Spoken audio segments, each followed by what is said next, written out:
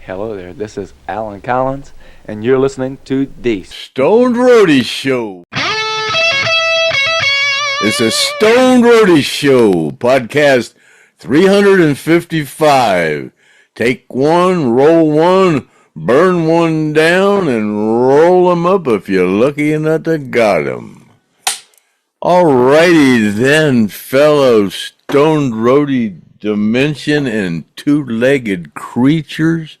Looky here. Hey, today's St. Patrick's Day. It's March 17th, 2026. My name's Craig Reed, a.k.a. the Stone Roadie.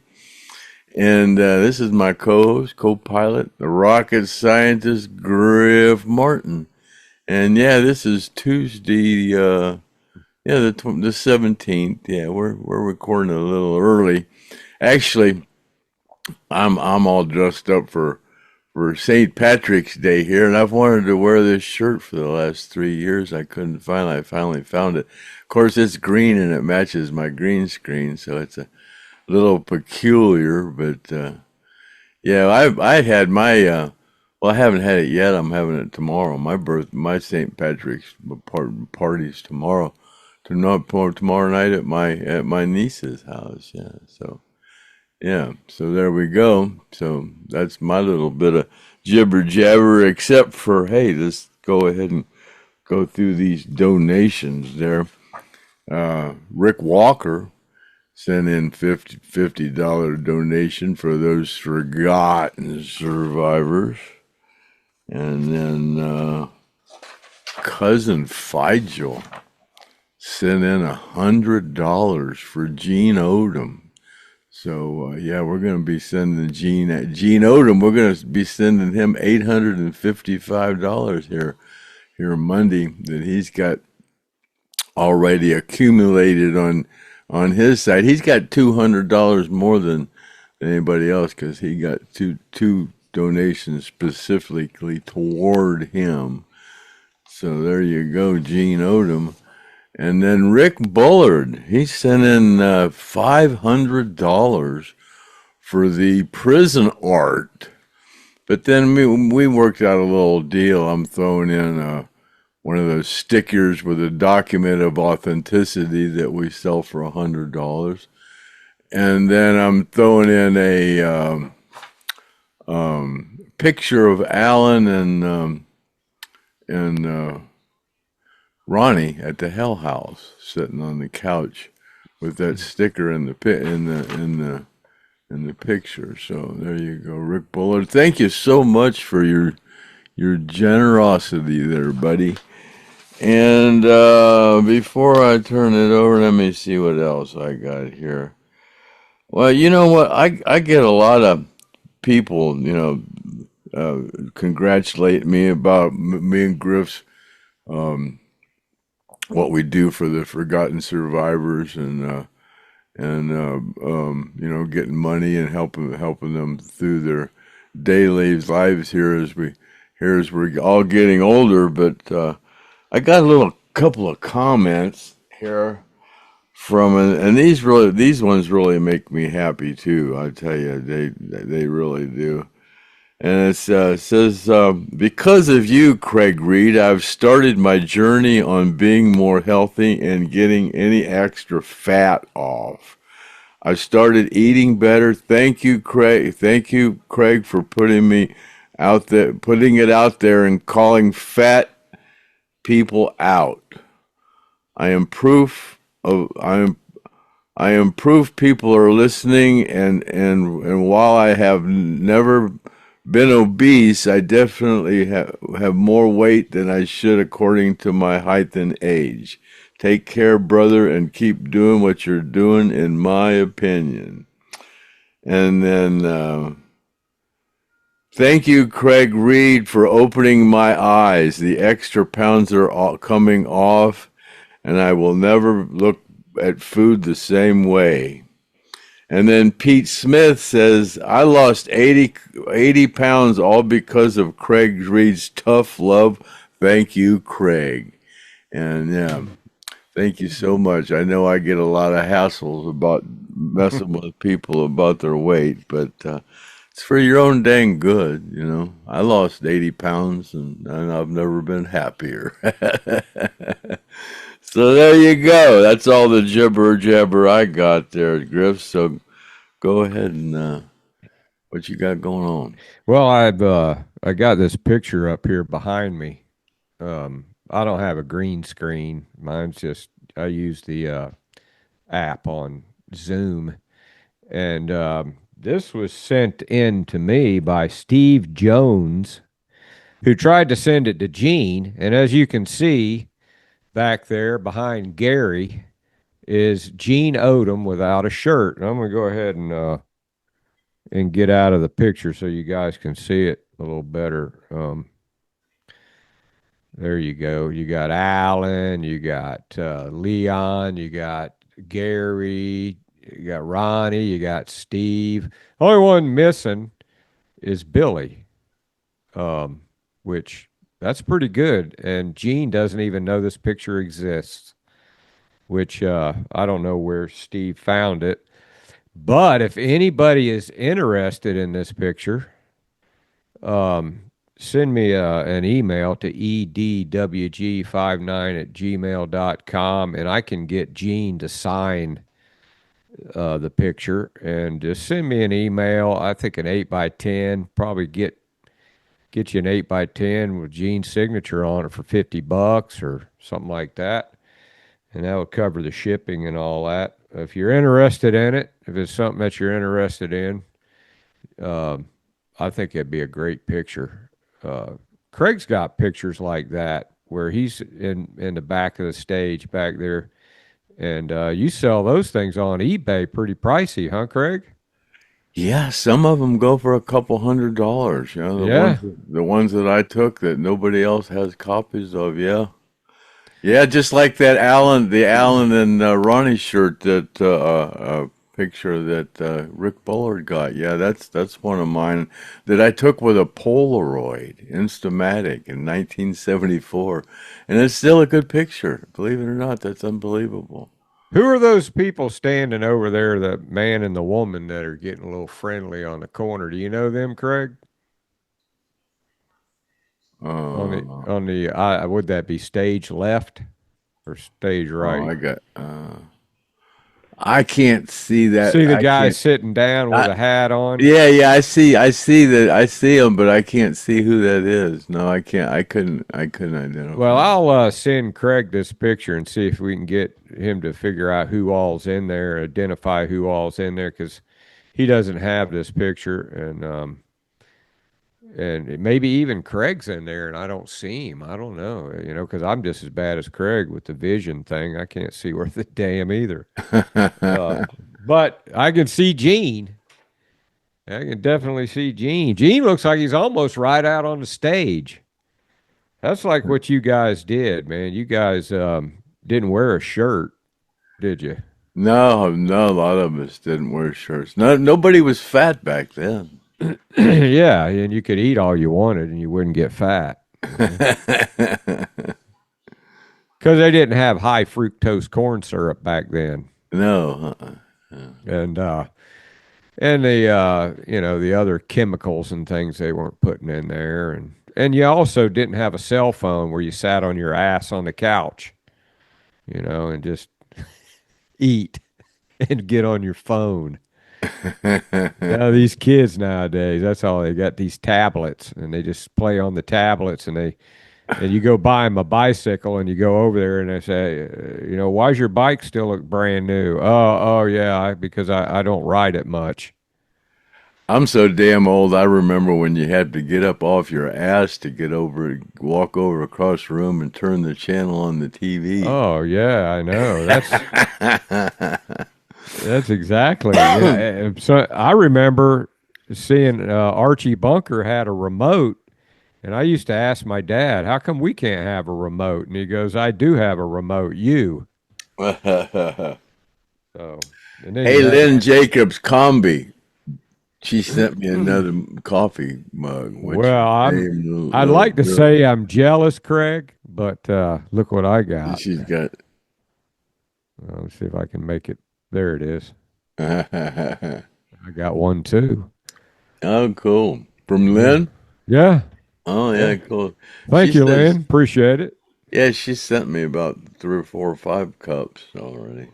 Yeah, it's I guess she's got some kind of access to a photo printer or something for a cup thing. But yeah, she's always sending nice little. Well, they come from Walmart in the Oh, yeah. styrofoam thing. Yeah, that's right. It did come in a styrofoam thing. Yeah, from Walmart. I don't know how they do that. Yeah. Well, you know, Craig, we past 2 podcasts we had tribute band, Lynyrd Skynyrd tribute bands, and I saw a few comments where people they said they'd rather hear jibber jabber than see those tribute bands, and you know, the On the Road with Griff Martin and the tribute bands is just not as popular as you think it would be.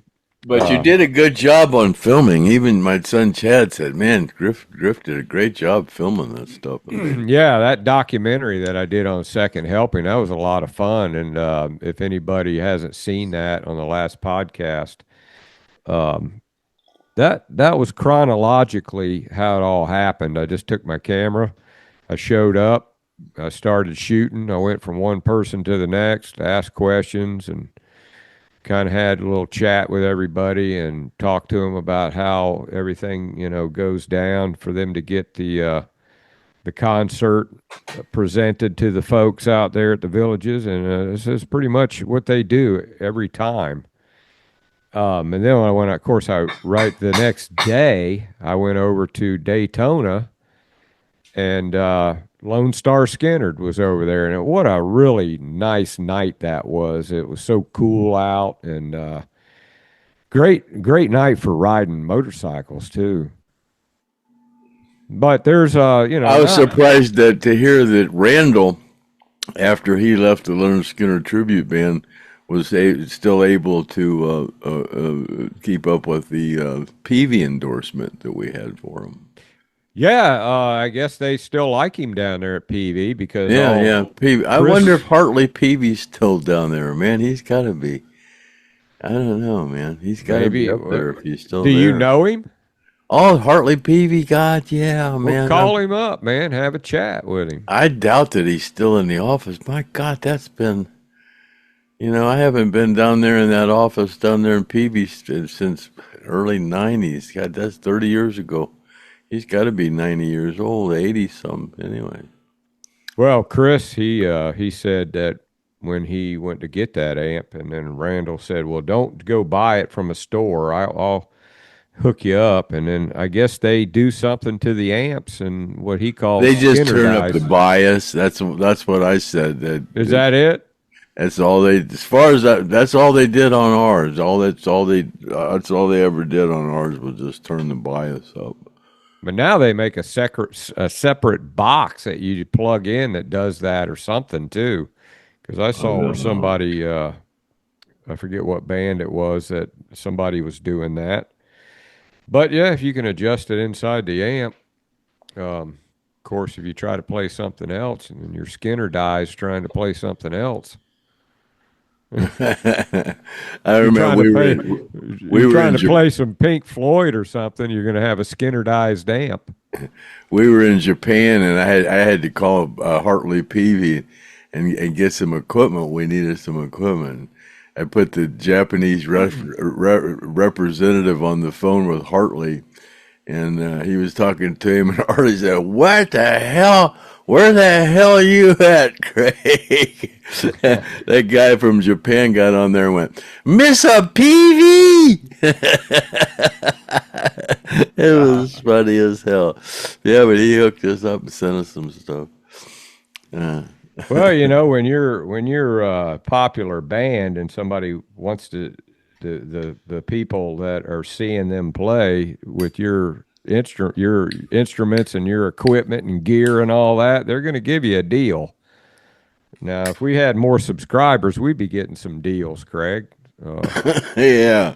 If a But bullfrog had water pistols on his hips, if you shoot the could, snakes off. you could ask in one hand and shit in the Wish other. in one hand and shit in the other. Oh boy. Yeah. So now that thumbnail that everybody saw was Gary Rossington being stalked. Well, now there's a little update. Back on podcast number 351, I mentioned, and I didn't go back and watch it because I didn't have time, and I wish I could have. I mentioned that there was a black lady who is a huge Lynyrd Skynyrd fan, and that she was after Gary. And I forget all what I said. I don't think I was mean because a couple people called me, and because she reached out to them and they called me and said, "Hey, we watched it and you seemed like you were pretty nice." So I guess I just told the story about how this black lady used to follow Gary around, which I got an email from her, and it was not a nasty email. It was a very nice email, and she I guess she's defending herself a little bit over me kind of accusing her of basically stalking Gary, which is what I've always heard. I've always heard about the black girl stalking Gary, and I used to know her name, and I forgot it. Well, now I remember. It's Monica. Monica Tuesday is how she wants her last name to be said. Ironically, for Tuesday's Gone, which maybe that's her favorite Skynyrd song. And I just thought it was kind of crazy that a black lady likes Lynyrd Skynyrd. They've got the whole Confederate flag, and you know what I mean. It's just kind of like an oxymoron kind of thing, and I find it very flattering that a black lady would be chasing Gary around, which she says that isn't what she was doing. So let me read this email, and I told her I was going to read it, and she wants me to read it because it kind of explains things, and I'm going to try to read it the best I can. I'm probably have to get a magnifying glass because I'm looking at it in my phone, and look how small. I don't know if you can see how small that is.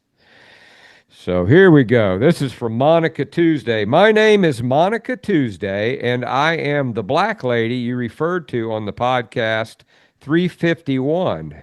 I just wanted to clarify a few things if you don't mind. Yes, sir. I love Gary, and I will always love him until my dying day. Gary was always very kind to me, and I love seeing Skynyrd perform live. Like every female fan, there's always one member that you're drawn to. I was drawn to Gary. My friends loved Gary, Johnny Van Zant, or Ricky Medlock. We would all travel all over the country to see them play. We are part of Skynyrd Nation. One thing I like to speak on is I have never tried to figure out where the band was staying during the out-of-town gigs. Sometimes we would end up at the same hotel. I would show up to their gigs and go directly back to my hotel after. I have never tried to give Gary my cell phone number or ask for his number. I've never waited at their bus for Gary either. I've been married for 34 years, and I know Gary had been married for a long time. I'm just not that kind of girl to disrespect myself or my husband. People would tell me where he lived. I never tried to go to his home. If my husband didn't mind me going out of state gigs, then no one else should. If I had any ill intentions, it would have been made clear in New York when the band stayed at the same hotel we were all at. I stayed in my room all day long, and my Skynyrd friends were all roaming around the hotel, taking pictures with the band, etc. I didn't come out until it was time to leave for the gig. I saw Gary in California at a gig, and I went in the opposite direction. I never wanted to give anyone the impression that I was after him. I've never had any ill feelings for any of the Skynyrd members. I'm a social person, and I just wanted to enjoy my favorite band with my friends and see my favorite person, Gary. If Gary had an issue with me, I'm sure he would have stated it to me. He had many opportunities to do so. He never did. As long as Gary didn't mind me being there in the front row, I didn't mind either. By the way, I paid for all my front row tickets. I went on all of the Skynyrd cruises, the Southern Rock cruises. I have never listened to your podcast before. I received a Facebook message that I was mentioned, so I started listening to find it. But I love listening to it, and I subscribed to it. Oh, I'll also start bidding on items. I think it's a great thing both of you and Craig are doing, and thank you for your kind words about me. Well, thank you, Monica, and we appreciate that you sent that email and that you've got, I'm sure you have somewhat of a sense of humor that, we didn't really, I didn't want to say you were a stalker, but, there's some people. It sounds as if she was, her friends are all white girls. Yeah, I think so. Yeah. And I remember seeing her in Houston. And that's, where I found out about her, was in Houston. And there was a little something that I'd heard about. Dale was upset because she was getting a little too friendly with Gary, which I don't know was true or not because I didn't see it. I just heard it. But, that's going to happen. I mean, if you're a rock band and you're a rock star and a rock guitar player, you're going to have some women after you, man. That's just, that's just the way it is. But to be a black woman after a white guy that plays Southern rock, that's just crazy. I think it's cool as hell. But, Monica, man, send me another email and tell me how it is that you like Lynyrd Skynyrd so much. Is it that, you listened to it when you were a kid or so? What is it that attracts you about it? I know I've seen some black guys, like on some of these YouTube channels, play Freebird and kind of dissect it. And they're talking about how great it is. Even the black guys love Freebird. Well, it's the greatest American song ever written. What do you expect? Yeah, and I remember when I was in high school, the brothers, especially the basketball team, they used to love that Queen song. God, what was the name of that Queen song? That they always played it at halftime. I'll have to look it up. But they were like into some Queen. And I thought that was pretty cool because I guess it had a really cool beat. And then Young Frankenstein, or not Young Frankenstein, Frankenstein by Edgar Winter. I got that little mixed up there too. Frankenstein by Edgar Winter. The black guys back in my day, they loved Frankenstein, man. They'd say, turn that Frankenstein up. So maybe that's kind of what's going on there, Monica. But appreciate the email, and that's why the thumbnail says, "Did Gary Rossington have a stalker?" And there is your answer. She wasn't stalking him. She's just a big fan. And I personally don't think she's ever hurt anybody, because if she did, I don't remember any scuttlebutt about her. I remember her, but I think I remember her because, God, I left the road in 2006. She was around then. Well, she always had good seats, and she was always up front, and she was just standing out. Think about it. You're the only black woman in the whole arena, probably. Yeah, And come you're to think standing of it, out. I might not remember her. You know, that was 20 years ago since I've been on the road. So, it's kind of what a contrast. It'd be like me going to a Puff Diddy concert, and then I mean, I'd be standing out, in a crowd too. So Yeah. that's probably what's going on there, Monica, is you just stand out a little different than others, it just doesn't make sense. Not that anybody's prejudiced over the fact that you like Skinner. As a matter of fact, I think people love that. How long ago did you start doing it, Monica? You got me puzzled now. I thought I remembered you, but like I said, I left the road 20 years ago. Yeah, it's been a while she's been a fan from what I understand. I think she's like maybe a nurse or something. Pretty educated from what I understand. I think she might. I don't know. Tell us a little bit more about yourself there, Monica. And she also knows some people that you know, Craig, that gave us some phone numbers and said that we could contact them. And it's Hilfiger. You know Hilfiger, the brother of Oh yeah, Tommy Bobby Hilfiger. Hilfiger. Bobby Yeah. Hilfiger, yeah. Mhm. Yeah.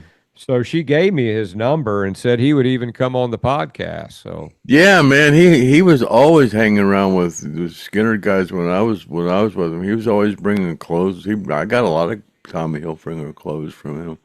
Yeah, he's a cool guy, man. yeah, He's a iron worker in New York City, I believe. yeah, well, Yeah. his brother, man, his brother, is he still around? Tommy Hilfiger? Tommy, yeah, God, yeah, Tommy, yeah. Mm-hmm. Yeah, he's still making some scratch off that Oh yeah, clothesline. yeah, yeah. Yeah. And Bobby's got another. There's two of them.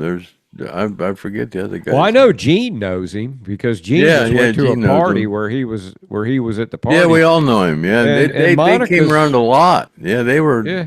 they were good friends with the band. And Tom Fisher, he kind of runs stage manages the band on the road now. Yeah, he was good friends with him. And I don't see why, Monica, if you wanted to come on the podcast and explain your side or whatever, That'd be nice interesting. be nice to have you on here, man, and tell your side of the story. We're all about transparency here on the Stoned Roadie Show. We we're not big fan of liberals, so if you're a liberal, then you're automatically, that's probably something that that might rub against you, because we're definitely not fans of liberals. But even if you're a liberal and you want to come on here, just as long as we don't talk about that, I think it'll be fine, and we'll just stick to the content of Skynyrd, and you can tell your side of the story, and people can hear it, and I'm sure that that might clear a few things up, or it could start some shit. Who knows? With this, that's like this is a good time to segue into Alan's car. Warren Hanbury, who's friends with Craig, and he's the guy. He's got the speed shop. It starts off though. No, the other day, my friend James Turner, he came out and did some bidding on my carpentry work a few years ago, and then we got back together, and he's been coming out and doing electrical work for me. He's going to come out and do some plumbing for me, and he works on my shed. He's the one that I went to the concert with here last Saturday, Mr. Breeze. Yeah, and he came out and sprayed the doors with WD and PB Blaster, sprayed the doors all down. And I talked to Warren, and I told Warren, and Warren said, "Well, cool. We'll me and my buddy George will come over." And so they came over, and we were also trying to download some footage off the show. We're going to show some clips off of. I went to Wadsworth the other night, and but yeah, but we went back there to the car, and a tree had fallen on the dang thing. So go. Yeah, so go ahead. That's the pre-story. Yeah. Well, I tell you what, we've got a video clip of the car, and Warren and his buddy and Craig are out, and Craig's out there videotaping it. And like Craig said, they've been waiting on the weather to clear up so they can, get out there and start working on it. And there's been some horrific winds up there in Ohio, and right now it's like a windstorm up there. And so there's a dead tree beside the car, and nobody's noticed it. When I was up there, I don't think it was dead because I didn't notice a dead tree. But anyway, that wind knocked that tree over, and it's a big tree, and it's an oak tree, and it fell on the car. It's like usually the Skynyrd boys are hitting trees with their car instead of the tree hitting the car on its own. So Alan probably came down and said, well, you guys are going to work on this car. I'm going to knock this damn dead tree down because somebody was standing there. That limb that's big around it fell right by the driver door. It fell right there and across the hood and put a big hole in the hood. Yeah, it smashed the front of the car with the tree, and it would have killed somebody. So I think that's a sign. And to me, it's not an omen. It's a good sign. It's Alan's looking out for people that's going to be working on that thing. And it is pretty roached. I've got some pictures, and we got a video of it. But the good news is... People are cussing me for disrespecting that car like I did, But, man, I got that car in 1981. And I drove that thing for like 15 years, and finally I got another car and I parked it, and it just got away from me, man. I got into the alcohol and the drugs and all the shit, and and I put it back there, and but you got you people, so you look at Alan like he's ultra human, or he was he's a legend or something, and he is, but to me he's my friend, and I didn't respect that car enough like some of you think I should have. And you're right, I got mental illness, I should have took care of it better, but it just got away from me, and then it got froze up, and I couldn't get in it. And I got brain issues, but I should be spanked for letting it. Because I put a picture on Facebook of the car, and then somebody puts on there it's a guy that I won't mention his name, and I've been friends with him for a long time on Facebook.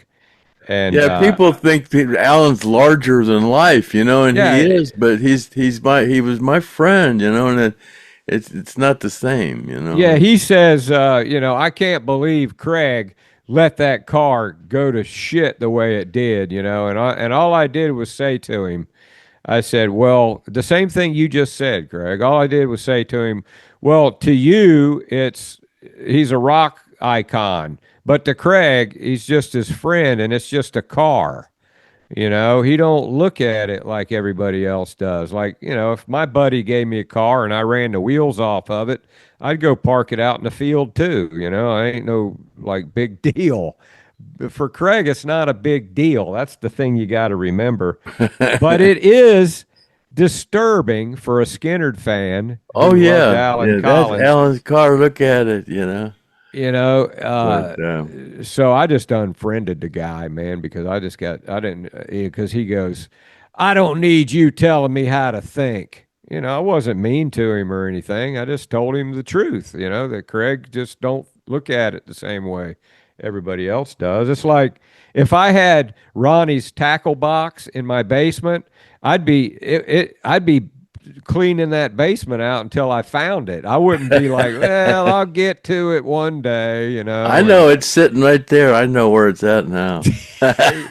You know, there's all kinds of shit Craig would look for if he was a big a fan of Lynyrd Skynyrd as we are. So that's what's going on with that. I lack motivation. But why don't we watch that video, Craig, and just we'll come back and talk about it a little bit more. So, what are we looking at here in the video? They're opening the door up, and then you're just walking around it with the camera, right, and showing it.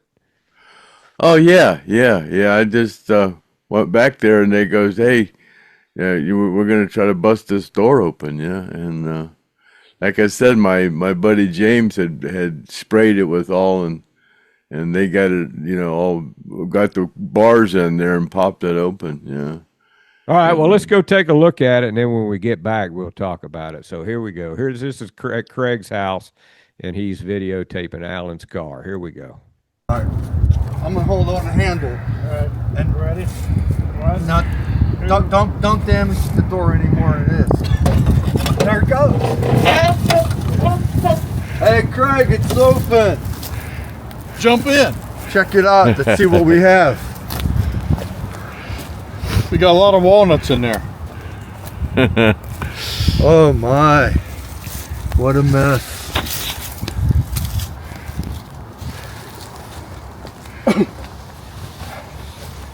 Well, we got something for the viewers. The car was smashed by a big tree.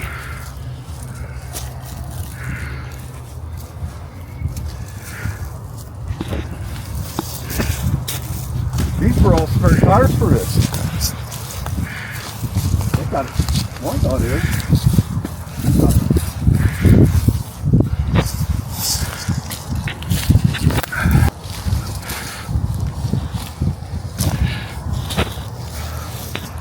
We have the motor freed up, turning over.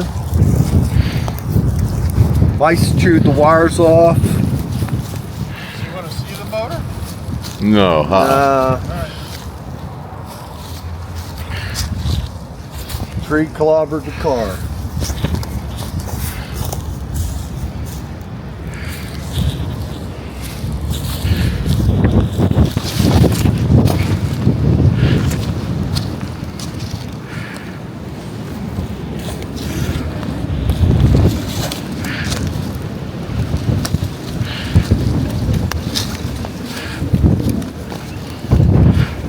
Craig, you want in the video?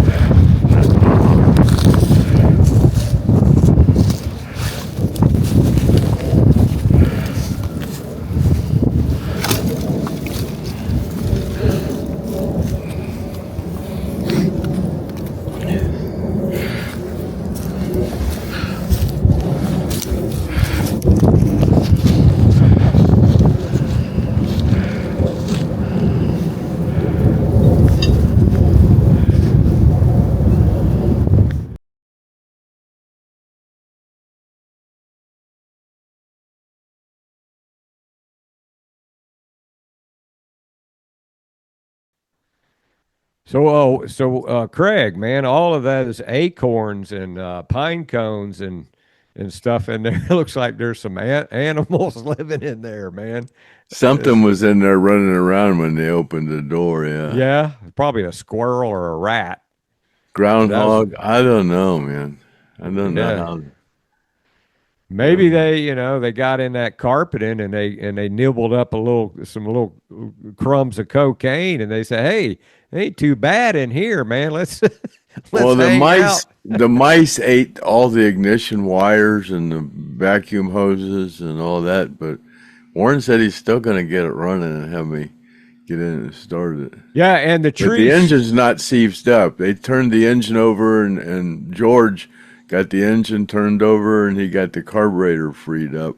So they're just going to bring some a way to get gas to it, so that we don't not using the gas in the tank, and rewire it and start it running. Yeah. Warren's bound and determined to get it running. At least. Yeah. Oh, yeah. He says he can. The only thing now I think that is critical is if some of those valves are stuck, you won't get any compression. You might not have them stuck in all the cylinders, maybe two or three of them, and you won't be running on, all 8 cylinders, but Yeah, you got a valve stuck. It ain't gonna fire. well, you can kind of tap on the lifters and get them to move, and you can even like just keep squirting it down and stuff like that, and then free it up. And it's a lot of times, it just needs lubrication, and so I think he's pretty skilled at doing that kind of stuff. He's familiar with it, but he says he can get it running. The only thing is that limb hit the alternator, and I guess it smashed the alternator because that's kind of high up on the engine. But that's an aluminum hood on that car, right, Craig? Yeah. He said that's the only thing that saved the engine is because it didn't rust and get holes in it, and then all the rain was protected from that hood because it didn't get corroded. No, there's a and big leak. hole in the hood now. Yeah, but you covered it up Yeah, we covered it with up. some kind of tarp or something, right? Yeah. So the plan is, I might take the hood off of it and make guitar picks out of it. yeah, that's what I told aluminum. Craig. I said, if it's aluminum, you take it down and have some little, Make some- necklaces out of it. yeah, have some stuff water jetted out of there, because the hood is trashed, and Oh yeah. It's But a the- big hood though. That's that big old long nosed Oldsmobile. yeah. Tornado, big long nose. Well, I was talking to Warren earlier today on the phone, and he told me, what he's got planned as far as trying to get that thing squared away. And he said, there is hope. So just when you seen that, what you saw, and you probably said that looks hopeless, Warren says there's hope. Now, he wants to get that thing jacked up and look at the frame. He wants to get some wheels on it. He wants to get the, make sure the transmission's working and everything like that. Then once that hurdle's crossed, he's going to take it down to a car wash and just open the windows and doors and just completely pressure wash that whole entire car inside and out, and then take a look at the body. And he said there's like a vocational auto body place there in near where he lives, where they teach kids how to work on cars, and he's going to try to get in touch with them and see if they can't do something with the body. Now that roof has got to come off. That roof is well, that tree knocked the front end of it off too. it's just dented the hell out of it. It knocked the whole fucking front end on the It headlights. dented the radiator, but all that stuff can be replaced, Craig. It can be, if where there's a will, there's a way. But, we can't put the cart before the horse. We got to make sure that the transmission's still running and just see where we stand.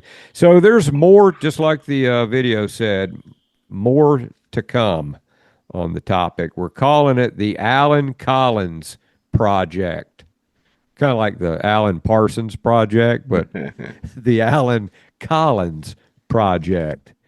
So if there's anybody out there in YouTube land that, if you want to throw some suggestions, if you have, any way to help or anything, look at the video. Of course, Warren's in charge of it now, and it's his baby.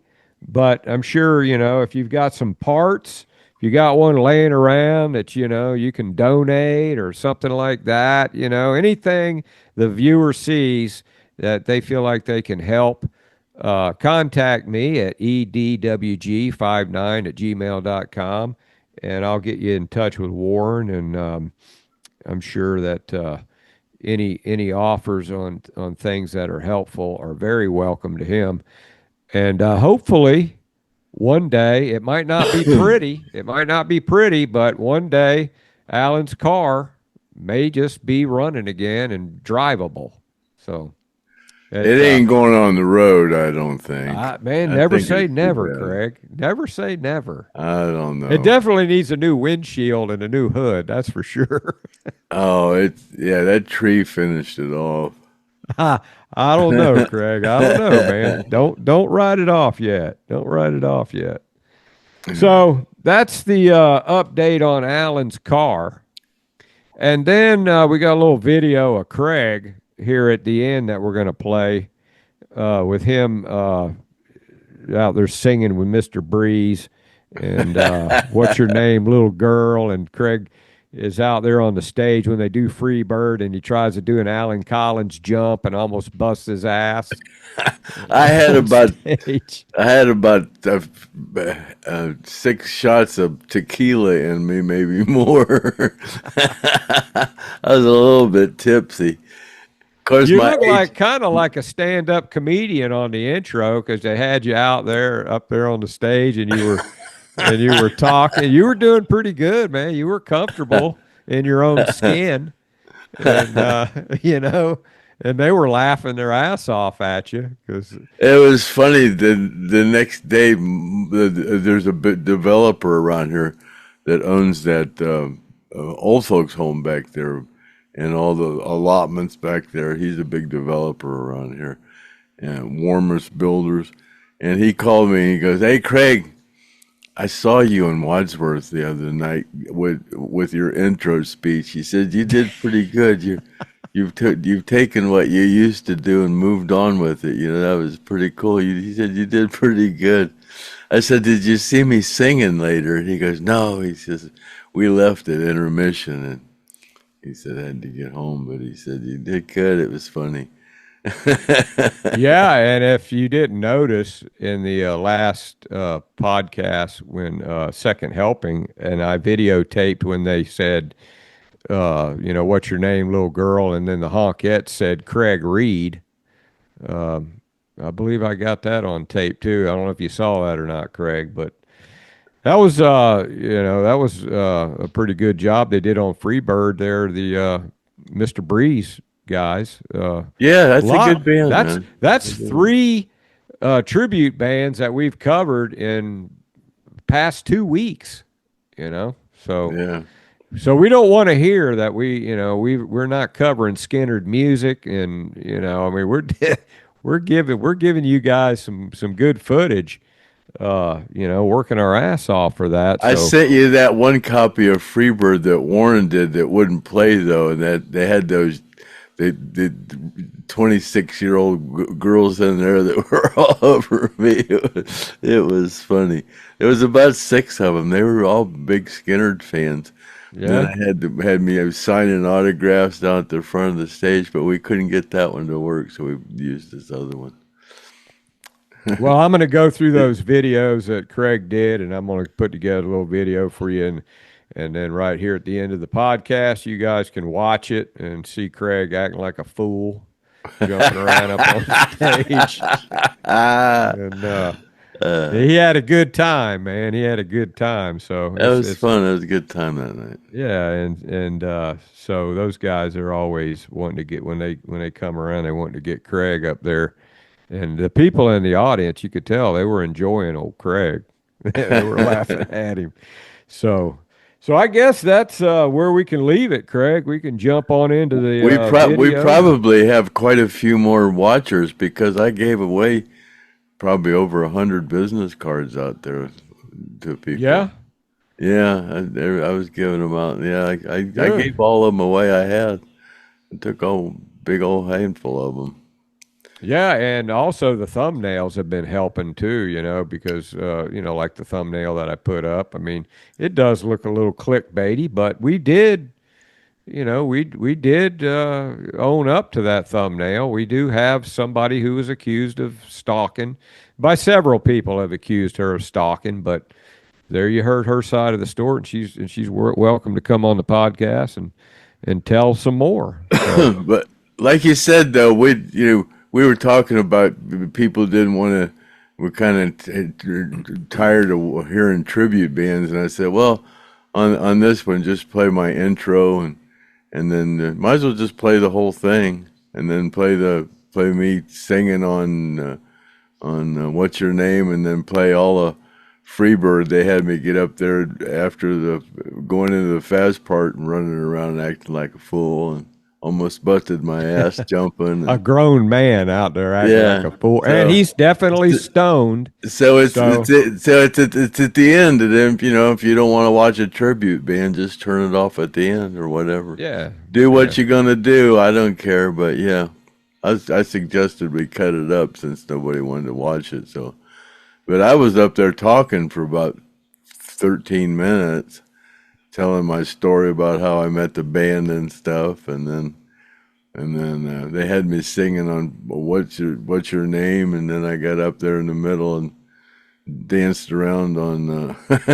I think if you're a new subscriber, you're going to want to see this video at the end. 'Cause if you've never watched episodes of the Stone Roadie Show, Craig tells a story of how he met Skynyrd, and it's good skin information, for somebody that was, maybe there and they didn't get to hear him good, or they heard about, somebody that went there, and just watch the end of this little video here, and yeah, like think I you'll said, enjoy it. my friend called me and told me he went and watched it just because I was going to be there, and he said he enjoyed it.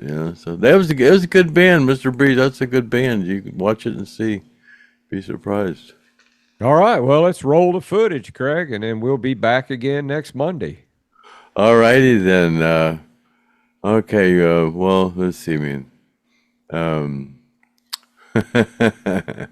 See you later, alligator at the Wild Crocodile, and oh yeah, happy trails to you until we meet again. And we're just gonna call that a wrap, and we're out of here. Cut.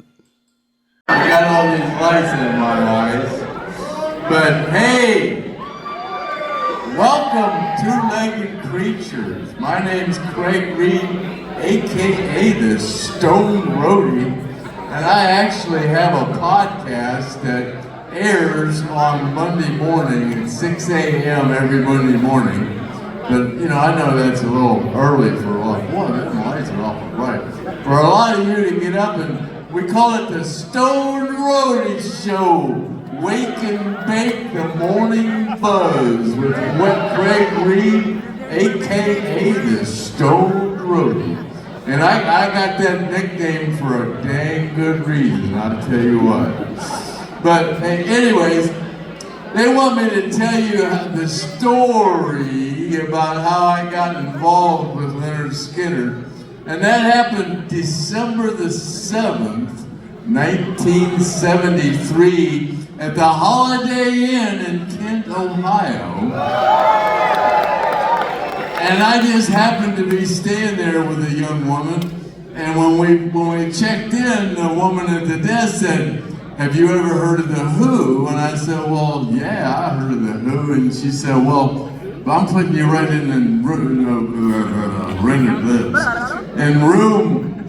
adjoining them." I go, yeah, cool, whatever. So I pull around there, and there's a couple of roadies unloading luggage out of a U-Haul van, an Econoline van pulling a U-Haul trailer, And there's a couple of roadies pulling luggage out. And right away, I just assumed that wasn't the Who, So I just said, "Hey, what are y'all, the hotel band or something?" And he goes, "We're Lynyrd Skynyrd."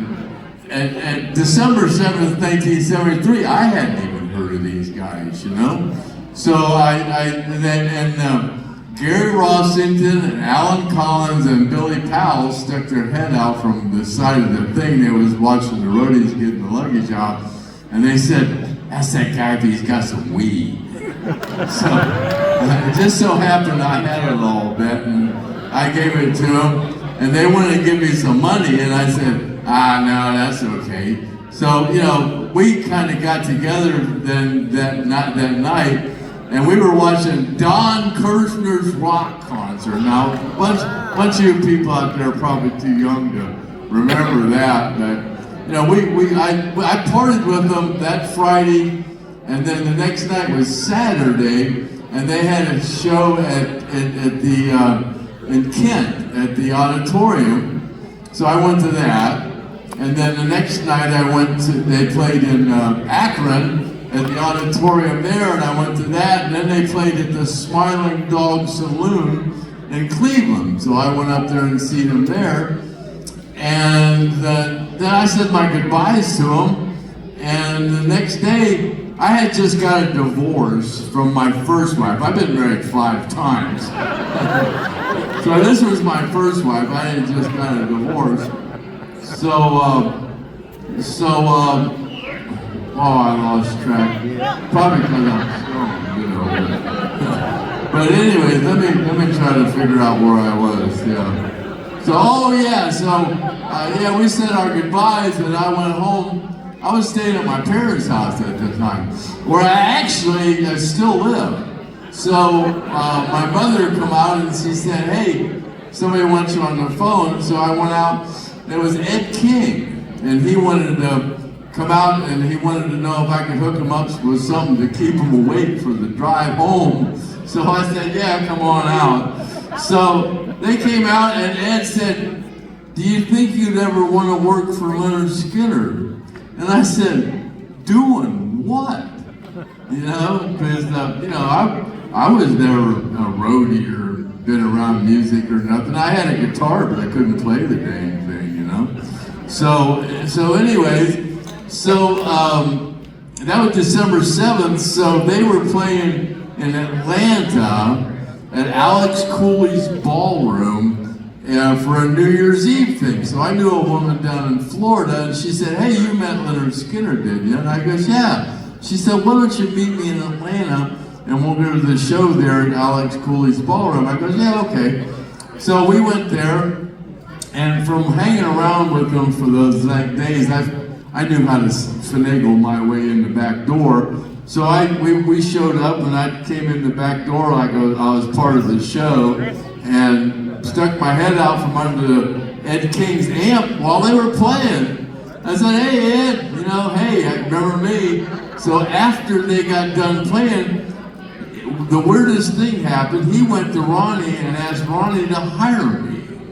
And Ronnie said, "Are you out of your mind? You mean that Yankee that we met like a month ago?" And Ed said, "Yeah, but I think he'd do good." He goes, "All right, Ed, but he better, or I'm gonna kick your ass." He said, "Man, I got people in Florida. I've been promising a job for years and years, and you want to hire this Yankee from Ohio?"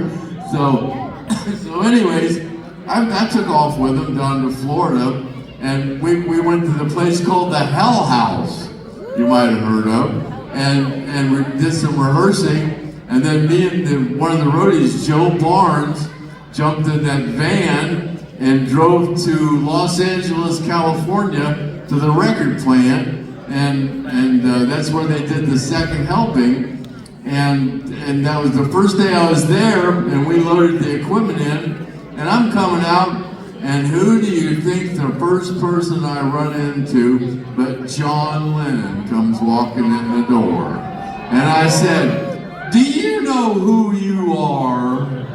And he thought that was kind of funny. So he went in, and he went into the studio, and the band seen him. They all freaked out, and they just kind of quit what they were doing. But by that time, he had left, and on the way out, he asked me if I wanted to go to lunch with him. I said, "Yeah, cool." So the band came out and said, "What happened to John Lennon?" They said, "He just went across the street with one of your roadies." So that was that's kind of like my introduction to Lynyrd Skynyrd. It was just kind of like jumping on a rocket ship, and just kind of taking off, because that was right at the whatever that word would be that started their career, But the song Lynyrd Skynyrd, the song Freebird, that was, I don't know if you heard, but that they did two Budweiser commercials where Lynyrd Skynyrd was used on both of them. And then shortly after that, I heard that they won the award for Freebird won the award for the greatest song ever written by an American band. That's pretty cool. Yeah.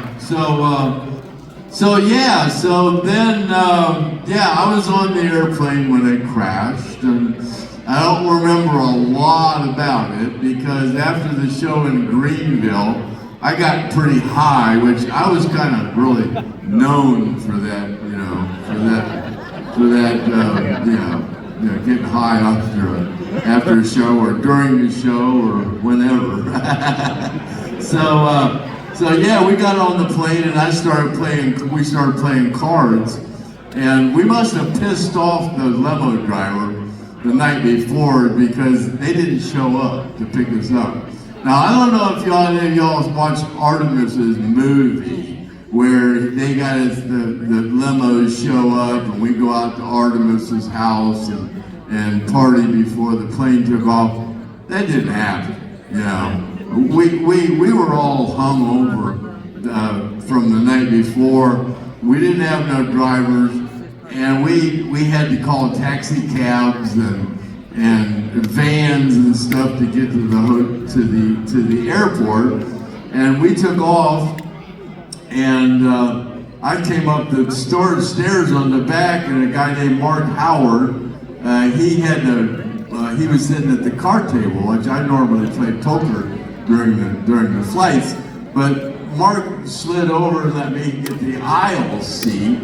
So we were playing cards, and then all of a sudden, not all of a sudden, after about 3 hours, they said, "Hey, we're almost out of gas, and you better prepare to crash."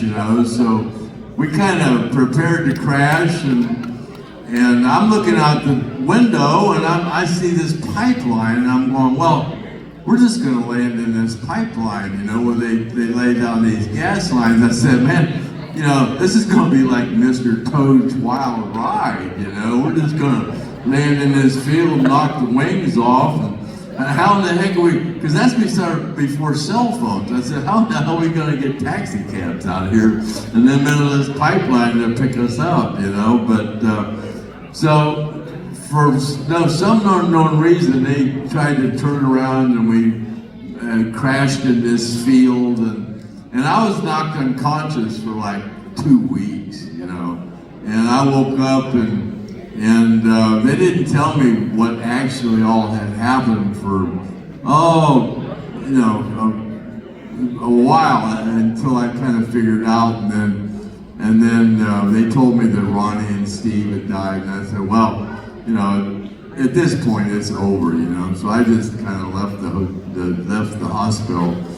But since then, I've just been kind of like selling memorabilia on eBay, which I still do every Sunday night. I sell this, that, and the other thing that kind of Lynyrd Skynyrd oriented on eBay, and then I do this thing called the STONED Roadie show every week. I've done 353 episodes of the STONED Roadie show. And that all happened because I was on FakeBook and people wanted me to write a book. I said, I'm too stupid to write a dang book, But this guy from Music Explorer magazine wanted me to do an interview with him. I said, yeah, okay. So then I said, what do I need? He said, well, you need a microphone and a camera. And I said, okay. So I got that, and then he got COVID and just about died. And here I am with this microphone and a camera. And I have this friend of mine who's actually worked for NASA. He was in charge of taking the space shuttle out to the launch pad. Yeah, whatever. And so he said, well, people always say I know you and want me to ask you questions about, Skynyrd stuff. Why don't you just let me interview you? And I said, yeah, okay. So we decided to do this podcast, and we did a couple of them, and people said, well, you guys are going to be millionaires doing this podcast because it's really good. So, are they out here yet?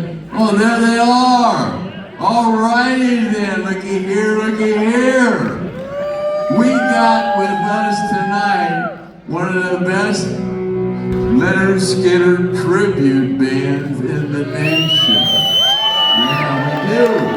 And here we are. Please welcome Mr. Breeze.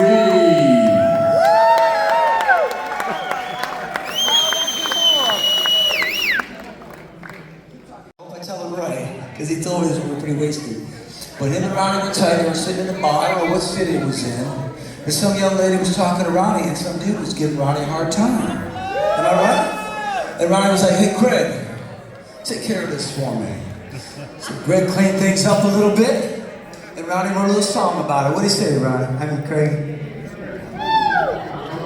He called it, What's Your Name, Little Girl? Can't drink in the bar, what a shame. Mr. Craig Reed. Listen to that song. Come on, Craig, he's gonna help us sing it. Hey, could we get a mic up here for this young man?